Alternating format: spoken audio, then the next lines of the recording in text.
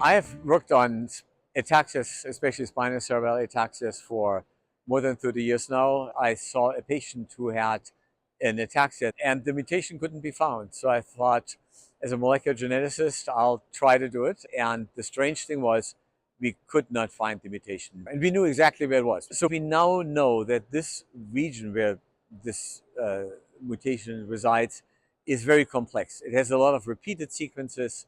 So the only technique that was able to read through these complex genomic structures was long-read sequencing, a very novel technique to sequence very large parts of DNA, up to 10,000 base pairs. And all of a sudden, this mutation showed up.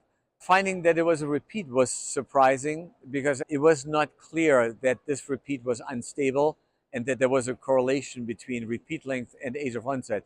Also, the phenotype associated with this mutation actually is a very fascinating phenotype.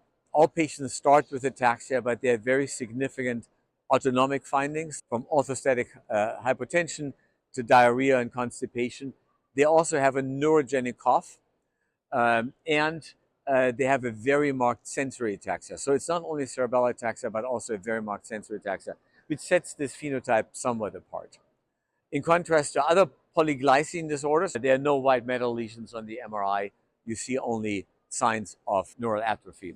And in the brain, we find inclusion bodies that stain for various antibodies for the gene itself and for markers of disturbed proteostasis. We also know by cell biology that autophagy, so the process of recycling proteins and dealing with cellular debris, is disturbed, and we can alternate this by targeting the mutant gene. And maybe this will give us an approach to therapies, because that's really why we try to find genes. We, in the end, want to develop targeted therapies. We think that this GGC mutation in ZFHX3 causes a gain of toxic function. So ideally, we would try to develop a therapy that knocks down the expression of this mutant allele.